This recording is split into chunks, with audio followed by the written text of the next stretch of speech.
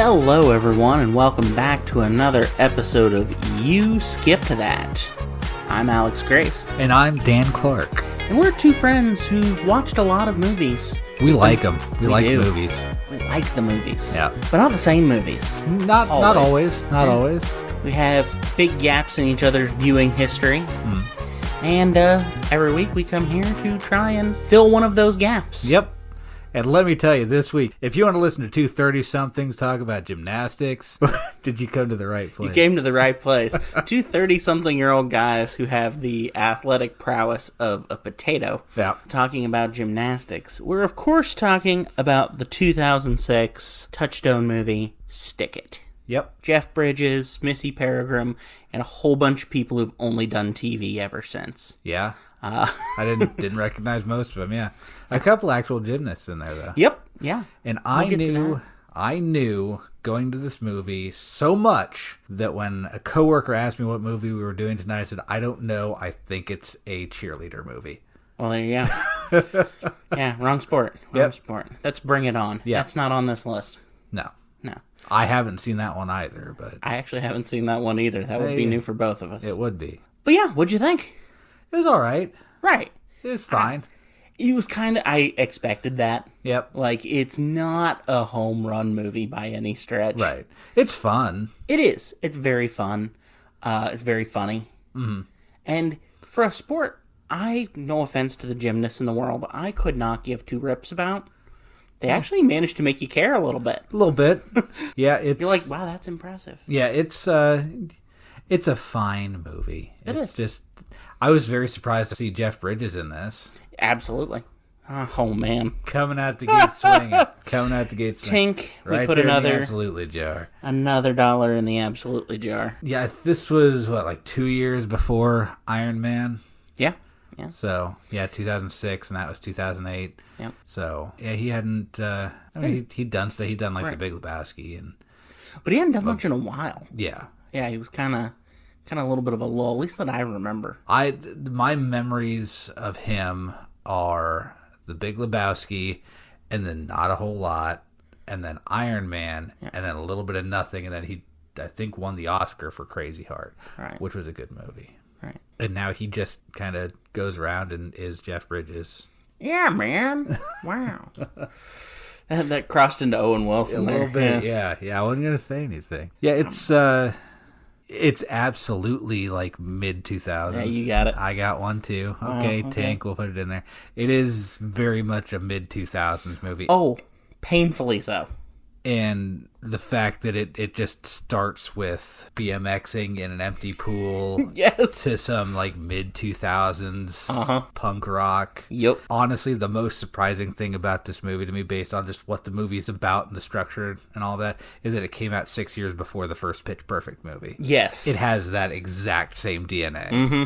It does. It has... It's Pitch Perfect, just gymnastics instead of a cappella. Yes. It even has, like, kind of that weird, quirky cast of characters. But yeah, it was funny. Weird little throwback in this movie that you don't see anymore. The credits are at the beginning of the movie, or at least a lot of them are. Yeah, I guess you don't see that too much anymore. You don't. Yeah, I was like, that hit me this time. I was like, wow, that's interesting. Over Missy Elliott. Over Missy Elliott, yeah. So weird combo. Yeah, it's just, it's a time capsule. It is. And the fact that when they're doing all the cool BMX and skateboard stuff, one of them goes, "Give me your phone, dude." It's like, why? Who are you going to call? Like, no one. I'm going to take a picture. It's like, yeah. Oh, wow. Yeah, this is back when that was a novelty. Right. That wasn't even like video. They were going to video doing these cool tricks. Nope. They were going to take a picture. Pictures. Yeah. And they made a real big focal point of that. Yeah. That felt like product placement a little bit. Yeah, but they didn't really show the phone. Right. Like, they didn't show any branding on it, I don't think. I didn't see, Motorola or anything. It was just, hey, check it out. We're so cool. We take pictures on our phones. What was I know one of them was Poot. Yeah, Frank and Poot. Frank and Poot. The two buddies who are just quality comic relief. Yeah, they don't make a bit of sense. No, there's no reason for these guys to be in this movie. You could cut those two guys from the movie, and it's mostly the same. Well, also, like, the movie starts, this girl Haley gets in trouble, and instead of getting shipped off to military camp, like, she wants to get sent off to a gymnastics camp because she's an accomplished gymnast, and, you know, hijinks ensue from there. But she tells her friends, I'm going to juvie. Yeah. So, like, That's less embarrassing to her. Yeah. And yet they somehow still show up. Yeah. At the gymnastics camp. And there's never a line of like, yeah, I was talking to your dad. We said we were going to go see you in juvie. And it's like, she's not in juvie. She's at a gymnastics camp. They just kind of show up and they're like, hey, we're here. And they seem to think they're breaking into juvie. Yeah. Which shows how smart these guys are. Yeah. They are so stupid they accidentally went to the right place. Yes. That's actually kind of a good segue. You know, the plot of this is fairly thin, but there are parts of it that kind of play. I like the slow burn reveal of what happened in her past that kind of made her quit gymnastics and all of that. I thought that was actually kind of interesting. But yeah, I mean, the plot of this it's pretty formulaic, both for sports movies and teen movies. Coming of age. Yeah, it hits all the beats you expect it to. I did have a little bit of an issue. It seems to struggle with who the villain of the movie is. Oh, definitely. The villain's always the man. Yeah. Like, we're going to stick it to the man, but it can't decide who the man is. Right. I'm going to stick it to the man by not taking part in his game. Okay, I'm taking part in his game because it's kind of cool, but money is the man, except that the money doesn't matter anymore until the judges are the man. Yeah. It just seemed to keep escalating. It kind of does that Japanese RPG thing where it's like we start out with the problem is the mayor, and we end up with the problem is this godlike being. It's like we went from the problem is Jeff Bridges is kind of a jerk. Like, oh, Jeff Bridges is a jerk because he wants to help. Right. So Jeff Bridges is cool. You know what the problem is? The problem is gymnastics as a whole. Just the concept of gymnastics. Yeah, it's like a Japanese RPG if the final godlike form was a few people in blue blazers. Yes. Yeah. And I really did think, like, if they meant it as a misdirect, cool, but towards the beginning you can hear Burt Vickerman is Jeff Bridges' character's name. You hear him kind of talking to one of the gymnasts about, oh, you know, how's your leg doing? Oh, no, don't worry about it. You know, like, we'll take care of it and everything. Like, this guy's going to turn out to be like Fletcher from Whiplash. Yeah. And he's just going to be holding all this stuff against them and really cruel and manipulative and just will do anything to... No, he's actually a pretty cool guy. Pretty cool dude, yeah. Yeah, okay. So that was kind of I spent more time trying to figure out who the villain was for like 2/3 of the movie. And then they get to the competition. They go, oh, by the way, the scoring on these things is total bull, and those are the bad guys. Yep. The judges are the bad guys. Oh, okay, yeah. Just so much for trying to figure out who the... You know, you got kind of the parents are not... Yeah, the parents are not great in this movie. Yeah. They're also not there. They're not. They make a few brief appearances to be awful. Yep. Kind of reminded me of just the few trailers I've seen for Dance Moms. All I know about Dance Moms I learned from when The Soup was still on, so... Right, yeah. Again... Probably where I learned most of it from, too. Again, we are two 30-something-year-old men, so... We're talking about The Soup when Joel McHale was hosting it. That's how long ago it was. Yeah. Not the reboot, which I don't even know is still on. I don't know either. No? I don't have cable. Me either. But yeah, the sense of humor is what brings me back to this movie once every couple years. It's not like a common rewatch, but every once in a while, I just want to rewatch it to hear Joanne, one of the gymnasts, be quite possibly the funniest idiot to ever grace movies. She's up there, yeah. Just getting all the words wrong and everything. Yes, I think the one that never fails to get a near snort out of me is, if you get up on this trampoline, you will have a cardiovasectomy. I will have a cardiovasectomy. That's just her character. She's the stupid one that gets words wrong. Yes. And it works. She plays it very well. She plays it very stone-faced. It's never like tongue-in-cheek winking at the... She just played as... Yeah, this is who this person is. Yeah.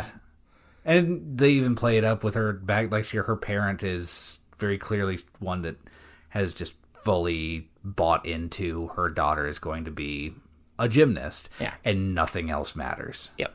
Another gag that always gets me is the phone gag. Where Haley will hold her hand up to her ear and pretend it's a phone.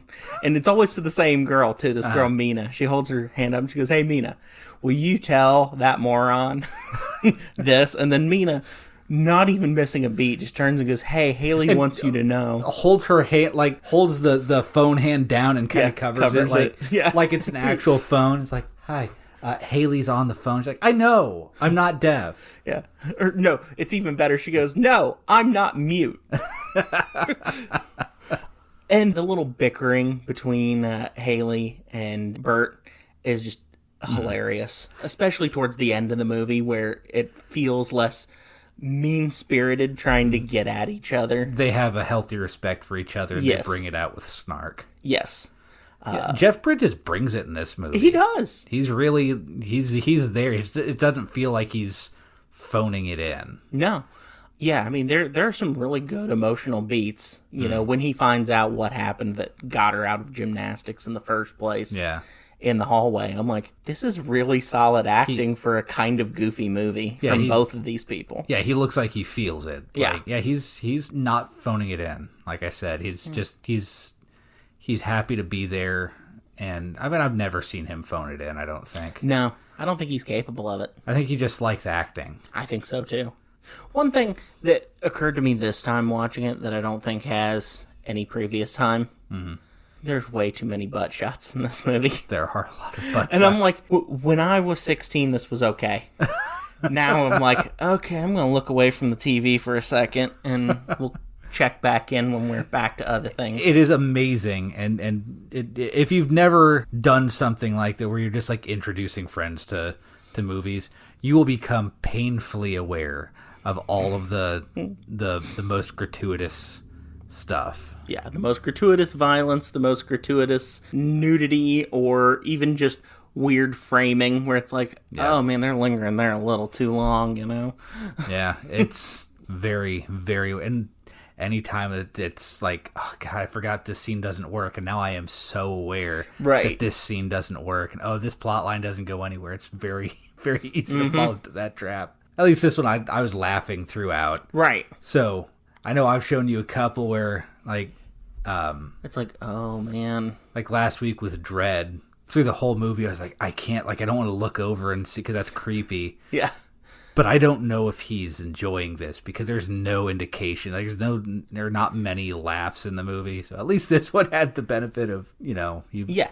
You can tell it's like, oh, they're enjoying the movie. Thank goodness. Yeah, that's hard. Because like you said, you don't want to turn and just like bug eyes like, are you liking the movie, Dan? What you think it? What do you think? What you think of it? Pretty good, right? One thing that kind of catches me off guard every time I watch it is there's some really interesting, like, artistic choices in it.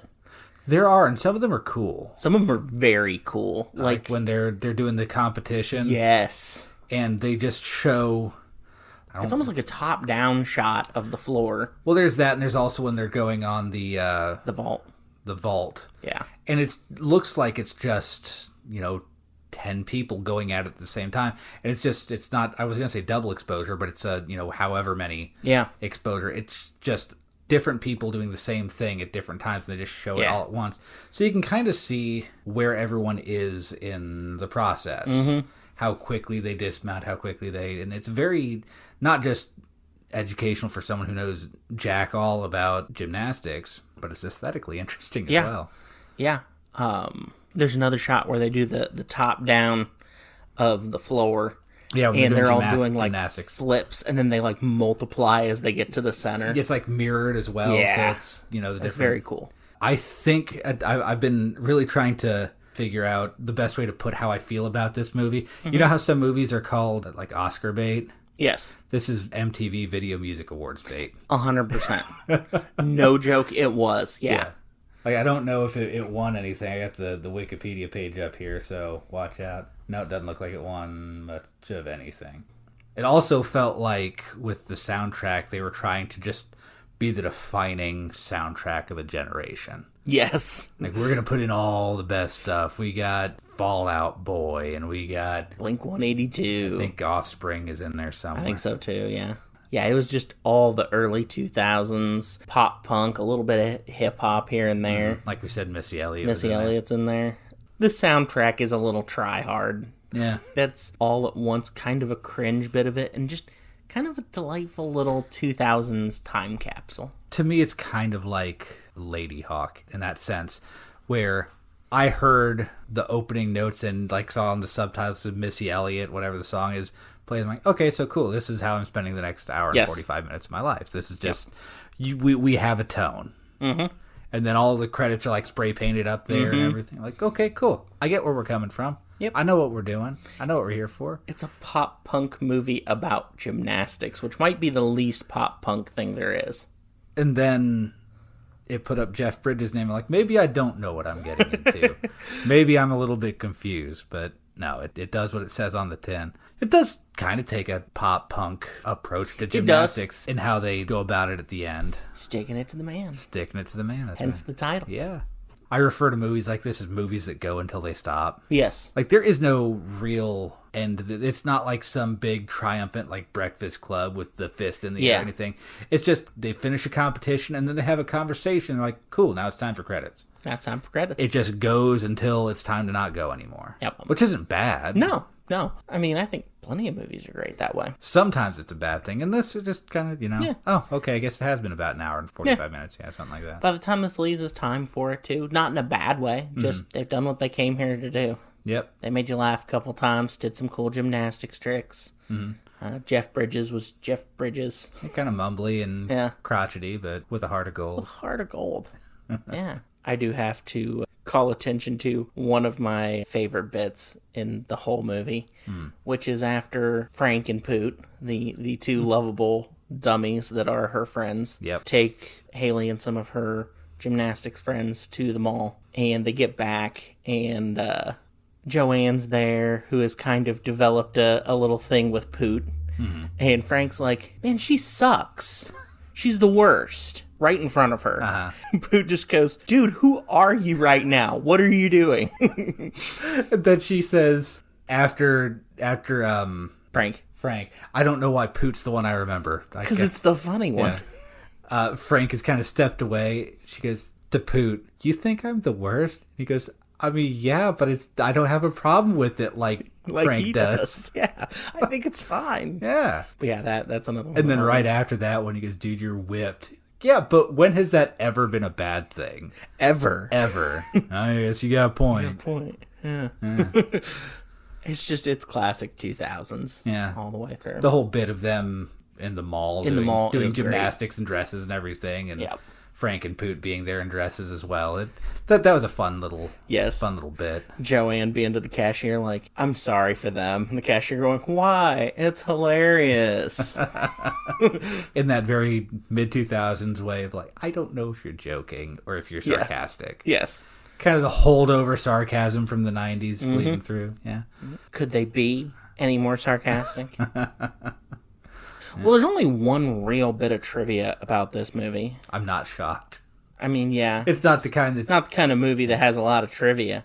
So this came out in 2006, and there is a appearance by Nastia Lukin, who would go on to be a gold medalist at the 2008 Olympics. Yeah, she's a big enough deal in gymnastics that I know the name. Exactly. When they mention her, I'm like, isn't she like a big deal, or am I thinking of someone else? And in this, she's just kind of a kid, which is funny because I mean that's how a lot of gymnasts saw start. this. Well, smart Alec. No, I'm saying like a lot of gymnasts get into start gymnastics. as kids, yeah. Yeah. Believe it or not, I wasn't being a jerk there. See, sarcasm. It's hard to tell people. You couldn't tell. It's hard to tell. But it's funny because I watched this movie shortly after it came out. I think my sister wanted to rent it or something like that. And it's a sister movie. I ended up liking it more than she did. But I remember watching it and going, Nastia, that's an interesting name. And then like the next year, the Olympics hit. And they just kept saying that name. I'm like, where do I know that name from? That's another good way to describe it, though. It's a sister movie. It's the kind of movie that your sister would rent. Specifically if she was trying to get at you, like, I'm going to get the gymnastics movie. Yeah. Yeah. I know my sister did that. again, you're listening to 30-something-year-olds here. And I am the older one. I'm in my late 30s. You're in your early 30s. When I was a kid, we had an original Nintendo. And we had to alternate, my sister and I, who got to rent a game that weekend. And I remember I made my sister mad one weekend. She's like, all right, I'm renting Barbie.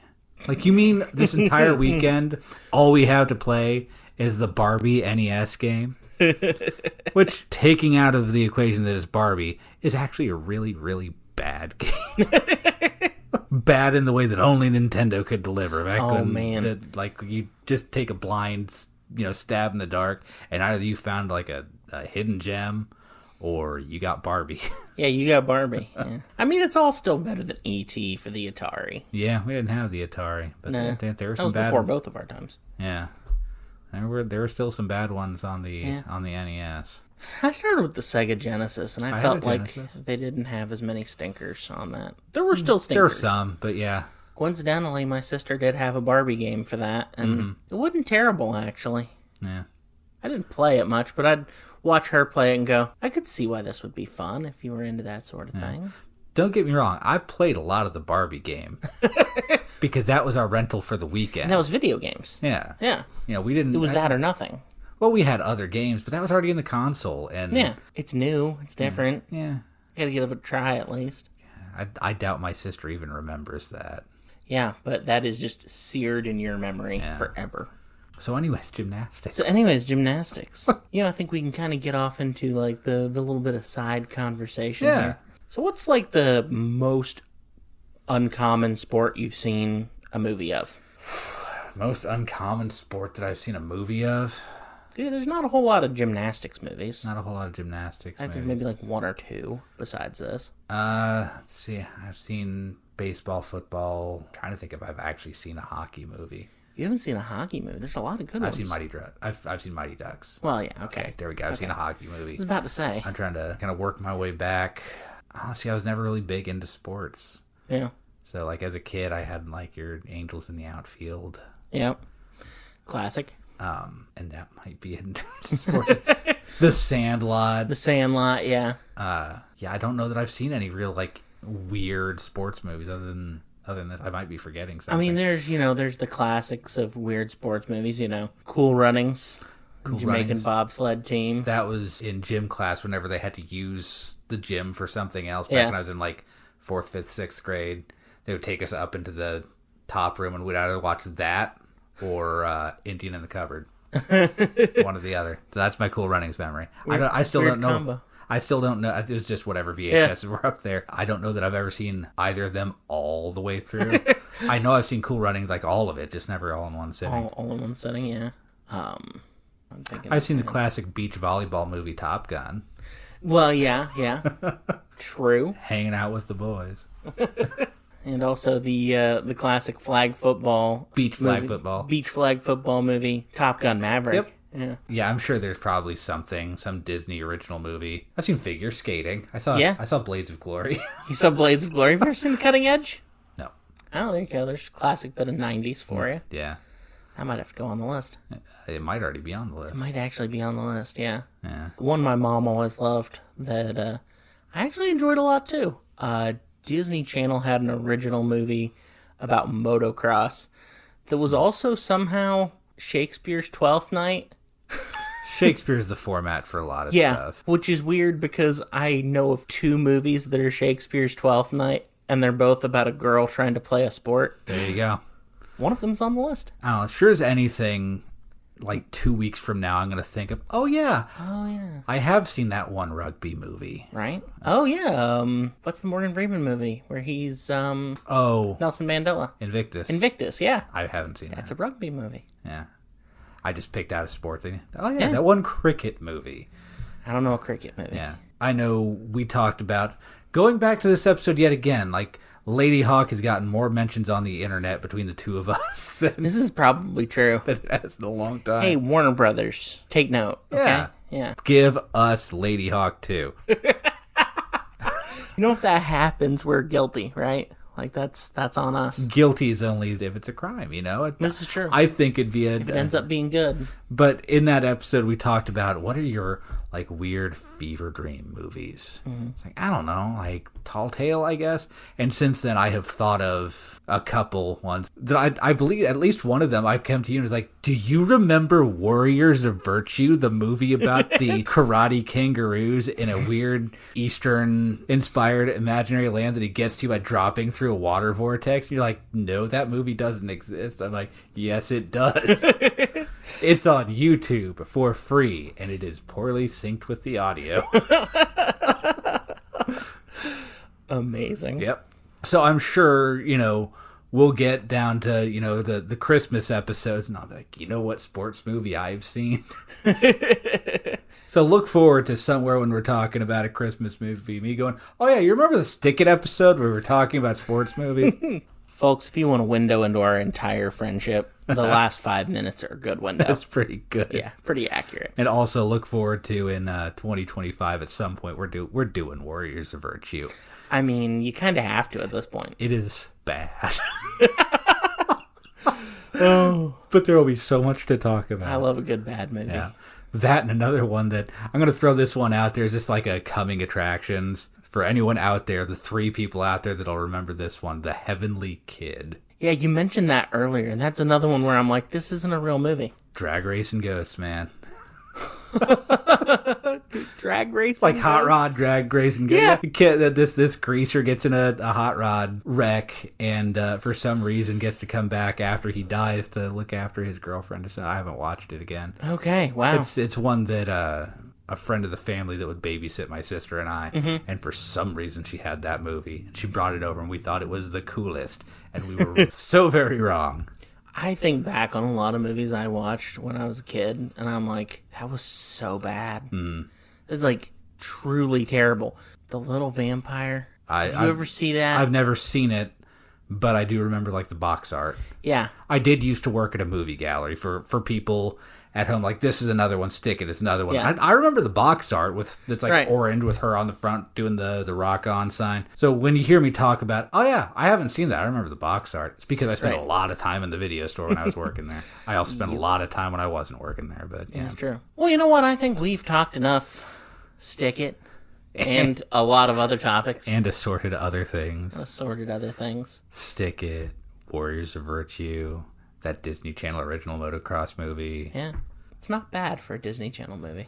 Yeah, but is it Xenon? It's not Xenon, but it does start with a Fastball song. Nice. Yeah. Nice. And in fact, I had to find the iTunes copy of it, because if you find it on streaming, they've just replaced it with crappy stock music. No. And it doesn't even have, like, the same tone. Uh-huh. So it's... Can you remember what Fastball song, just to... It's the one, I can't remember if there's the title or not, but it's the You're an Ocean. That's the one that I didn't grow up with. Yeah. One of the first albums I ever owned was All the Pain That Money Can Buy, that had The Way and Fire Escape and Under Your Skin and all that. Yeah. So it's all of their hits except for that one. Exactly. It's the one that you'll be walking through Walmart sometimes and will pop on the radio. Yeah. That's a weird side to end things on. But, Stick It. It's a solid... If it's on a streaming service you got nothing better to do, watch it. To do this episode, I bought it on sale. I got it for $5. I didn't waste my money. Yeah. Talking about weird coincidences, though, a couple weeks ago we had the Chicago episode. And then Chicago becomes like the biggest TikTok trend. I mean, we're responsible for that. See, here's the thing. It started before the Chicago episode aired. Like, we had just recorded it. We're just that influential. We are. We're influencing things in the future, folks. And then it went on sale because it was a TikTok trend, so I picked it up. Yeah. Have you watched it with subtitles yet? Yes, and they're the same. They're the weird ones? They're the weird ones. Nice. In fact, it was the first question I asked Mom, and she hasn't heard that episode yet. Spoiler alert, we don't record these like the same week they air. No, we have some cushion time. There's a little cushion time. But Mom actually watched Chicago today. And the first thing I asked her was, were the captions weird? And she goes, yes. So weird. They were so weird. If somebody out there knows the story of why the captions on Chicago are so weird, please feel free to share it with us. We have digressed enough. It is time to land this plane. This has been the latest installment of ADHD, the podcast. Not an educational podcast, just a glimpse into the brain. It is. I'm sure ADHD, the podcast, exists. We're sorry for using your name. I'm sorry. I'm sorry. Yeah. I didn't think before I said anything. Which on brand. ADHD. Yeah, on brand. And for the record, I know we've mentioned in other episodes, I am diagnosed ADHD. Like I was diagnosed in like 2nd grade, so that's not me poking fun. That's me actually saying this is just what I do. Yeah. This is my world. And now you haven't skipped Stick It. I haven't. That's really hard to say. Haven't skipped Stick It. He's a professional, ladies and gentlemen. Yeah, I talk good. He talked good. All right, let's go into where you can find us on the social medias. You can find us on Facebook. Just search the words "You Skip That." You can find us on TikTok, Instagram, and Threads at You Skipped That. All one word, no question mark. All lowercase. I'm really busy on Threads lately. I've been posting stuff there. It's just fun. It reminds me of the way Twitter used to be. Back when Twitter was fun. Anyways. Until next time, before we get off on some other weird digression, I'm Dan Clark. And I'm Alex Grace. And this has been You Skip That. Bye, everybody. Bye.